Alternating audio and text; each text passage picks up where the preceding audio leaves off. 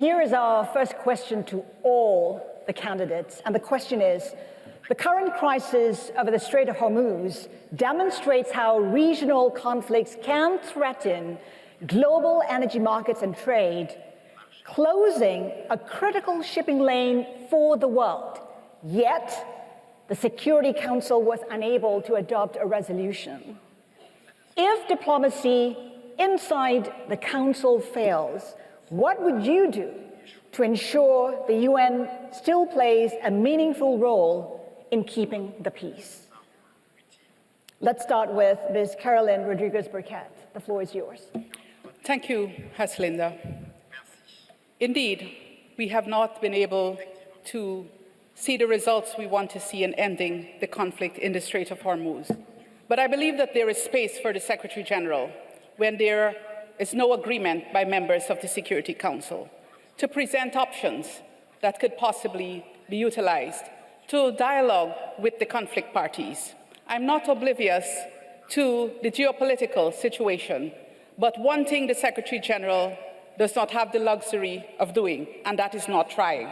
The Secretary General must try, and I would be that Secretary General that would try, whether it is in Iran or in Haiti or in Sudan or in the DRC, to put those proposals to the Security Council if the tools at my disposal as Secretary General are not good enough. Thank you. Thank you. Mr. Macky Sall. Merci beaucoup. Vous l'avez rappelé. As you reminded us, there are many different crises, and the UN is not at the heart of negotiations on them. Sometimes the organization is on the sidelines. On the Strait of Hormuz and on many great crises, we need more than ever a Security Council that functions in line with the provisions of the UN Charter. Because in reality, global security, peace and stability is something that is incumbent on the Security Council, and the lack of trust between the members today, particularly between the permanent members, is that means that crises go on without solutions being found. As Secretary General, the added value I could bring is to speak to everyone, even at times of difficult tension, and create the necessary corridors of dialogue so that our goal to keep the world safe be one that is carried by this organization. So to be in dialogue with everyone, speak to everyone, build bridges of communication. Thank you. Rebecca Greenspan. Thank you. The blockade of the Security Council is when the job of the Secretary General starts, because precisely is to open the possibilities for agreement, the job of the Secretary General. I was in a very similar situation when we brokered the agreement in the Black Sea initiative, precisely for the grain and the cereals be able to be traded, and for prices in the world markets to drop, and for people around the world not to suffer the consequences of the regional conflict. And we can do the same in the Strait of Hormuz. We should have engaged very early on with all the actors to try to open up, at least for the benefit of the people that are suffering far away from the situation in the Strait of Hormuz that is affecting everybody. Michelle Bachelet. Well, I think that, first of all, the Secretary General should try to prevent and anticipate these things from happening. That way, they cannot be prevented. Of course, he has to use all the tools that the UN Charter gives them. Good officers, has to maintain bridges with parties in dispute, insist on the peaceful settlement of disputes. It can mediate, send special envoys, etc., etc. Sit together with member states, with the regional grouping, and see what else can we all together produce a positive effect. It's not easy, but I think the most important thing is that the Secretary General cannot give up.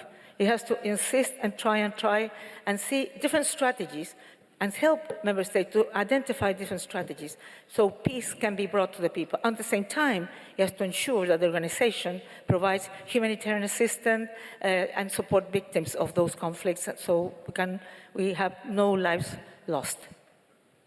Rafael Mariano Grossi.